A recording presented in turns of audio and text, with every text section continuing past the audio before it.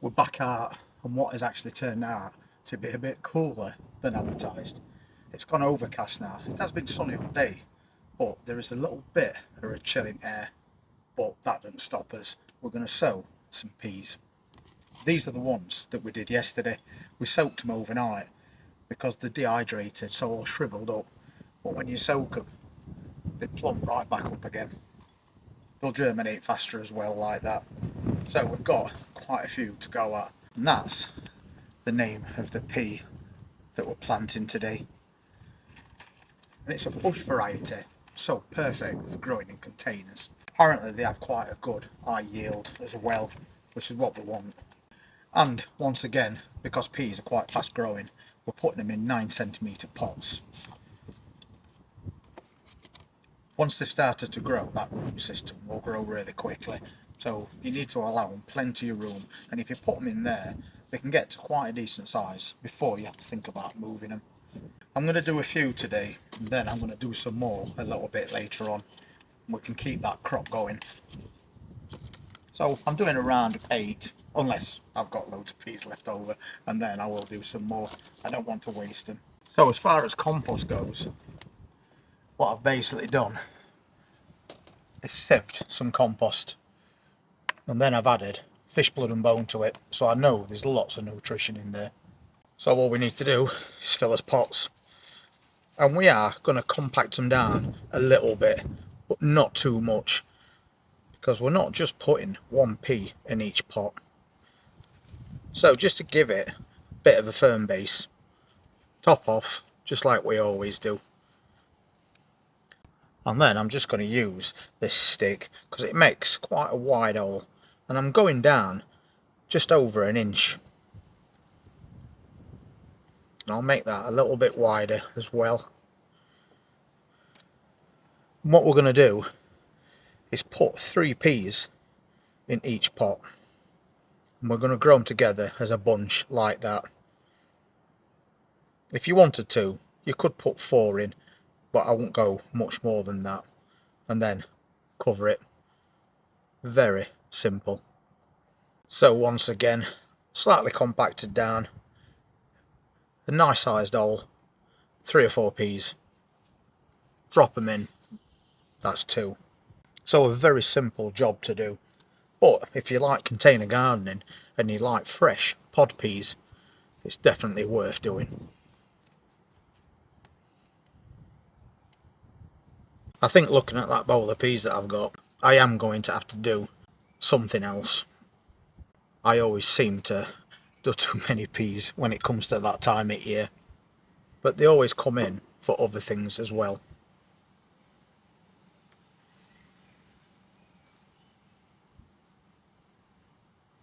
Just saw a couple that seemed a little bit white, so I'm just going to not bother with those.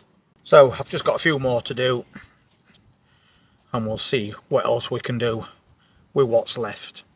And as quick as that, we've got 8 set up. And then what I'm going to do is I'm going to pop them into this tray, because if I don't, they're going to end up getting blown over or even knocked over. So if I put them in one of these trays, at least we know they're going to be alright, especially since now that wind's got back up again. And then I'm going to give them a good watering. That's as peas all set up. And since we've got quite a lot of peas left, I'm going to try some in one of these. And what I've done is I've put all that rough stuff in bottom that we sieve. That's going to give us better drainage. And we'll add some of this compost to it. I think I've just chucked my stick in there. There it is. So once again, that same compost sieved and full of nutrition. I'm going to fill this just shy at top. It's always best to leave a gap. I'm just going to even that out a little bit, and then we'll give it a bang. That's going to settle it down. That's that job done. And what I'm going to do is I'm just going to randomly scatter these peas on this compost, and you can see I did way too many. So quite densely planted. That's all we're going to do with that. There's a bit of a gap between them, and that's enough. I'm just going to press them into that compost so they've got really good contact. And then we'll just cover them over.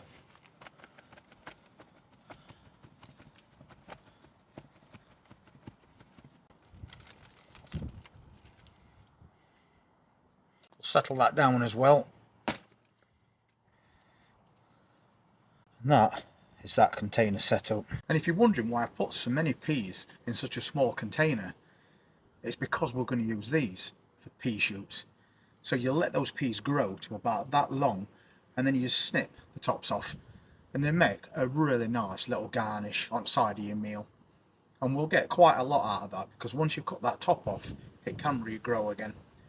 So we've got peas to plant in containers to get potted peas, and then we're getting pea shoots as well. So that's another vegetable that you can use for two different things. And since we're out here, I'll show you a couple of other things. This is one. That's that multi-sown spinach and mixed salad. And you can see that only after a few days they're on the way. And that's why we keep them in this propagator. Just keeps them a little bit warmer. Another thing that I've done is I've added more carrots to this raised bed. So we've now got 2 rows in. But I have got these left. So what I'm going to do is pop them in a smaller container and see what sort of harvest we get. Just before we start those carrots, I'm going to give these a really good watering. And we'll pop them to one side and wait for those peas to appear. And this is a container I set up earlier, and once again it's sieve compost, and I've added fish blood and bone. I'm going to water this one in advance.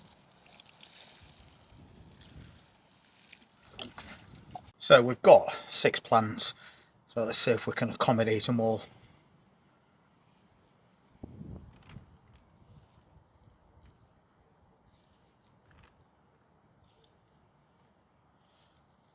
I think that'll just about do it. It's a great thing about container gardening.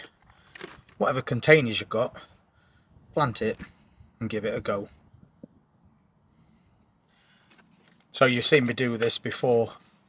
We just make that hole nice and deep, and then we push those plants in, firm them down, and it's as easy as that. Loads of roots on these, so that's why we're doing this. I don't want to waste anything. How quick with that. And we've got another container of carrots on the way. This time we can add that label to it. So although we'll probably get smaller carrots out of this container, we're still getting something, and we know what size ones we got last year. And if you've not seen that video, take a look at it. We got an amazing harvest. So once again, going back to those peas, as with quite a few different types of vegetables, they can serve 2 purposes. You can grow them until they're ready to harvest, or you can use the leaves for salads. We do that with quite a lot of things, especially things like beetroot and spring onions. But there's also things like radish. You can just take the leaves from them rather than waiting for that bulb to mature. It's entirely up to you. But so many things with 2 different purposes. So we'll wait until these germinate, and then we'll get them put in a container and probably grow them up some kind of a frame. They only grow to 30 inches tall, those pea plants. But still, when we get winds like this, it's best to offer them a little bit of support. So that's it for this video. We can see that those salads and spinach that were planted not too long ago are already on the way, and they're multi-sown plugs. So we'll be probably putting those in that green stalk planter once they reach the size that we're after. So I'm going to take this right in front where it'll get a bit more sun. So if you're interested in seeing what else we sow and grow through March, then please hit that subscribe button, press that notifications bell, and I'll see you on the next one. Take care.